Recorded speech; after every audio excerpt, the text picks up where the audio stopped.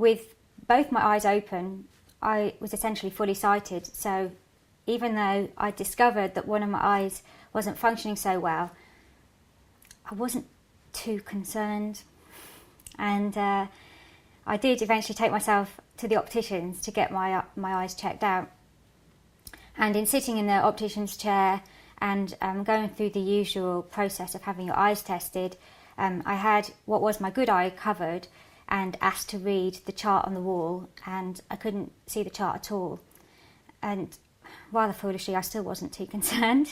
Yet the optician was, and asked me directly to go to the eye hospital immediately.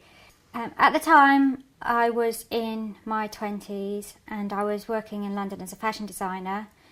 This was a job that I'd always wanted to do, that I'd trained to do, and it's a job which is obviously very visual and in an industry which is very competitive.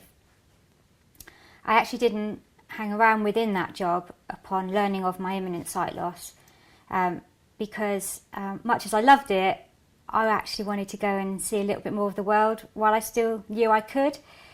So I went away for a few months because I was given a few months until it was estimated my second eye would start to deteriorate a little bit and then my overall sight would be affected. I made a decision to move to my parents.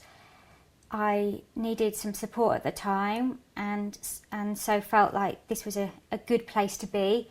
I didn't feel like it was a permanent place to be. It was very important to me that I'd get back on my feet as quickly as I could and become independent again.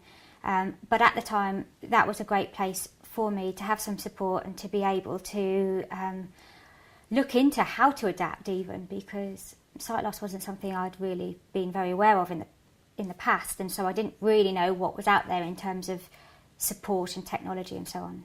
Well, it soon became very apparent to me that sitting at home, learning to live with sight loss, was actually never really going to help me learn to live with sight loss, and that what was going to help me learn to live with sight loss was actually to take steps towards getting to where I was independent again, which meant getting out the house and going about everyday things, doing everyday tasks in everyday ways, so as to become confident and competent about doing things that I'd always done in the past. So for me, this was about getting my mobility in the first instance up to a standard whereby I could confidently get from A to B. Without that, the world was going to seem like a very small place.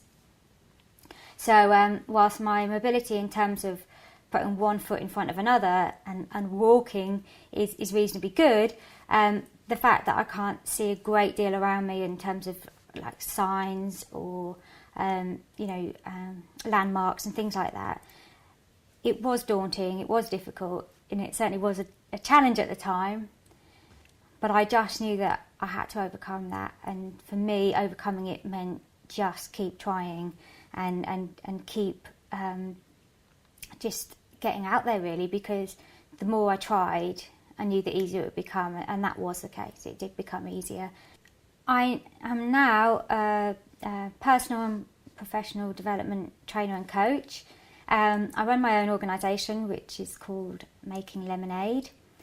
Funny name, but reason being is that when adapting to sight loss, despite being reasonably positive throughout the process, I obviously did have my bad days, and on those bad days, in order to motivate myself, I would tell myself, if life deals you lemons, get out there and make lemonade, turn them into lemonade.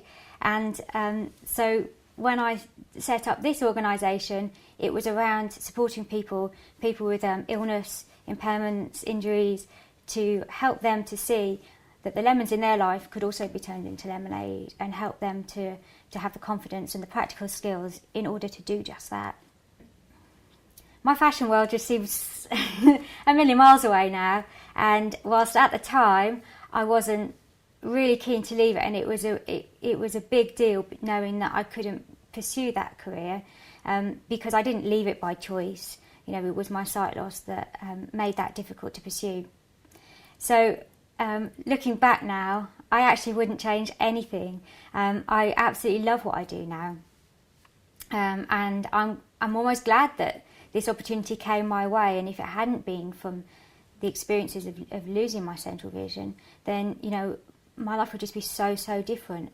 And it is different, but it's different in a way that's equally as good, if not perhaps a little better.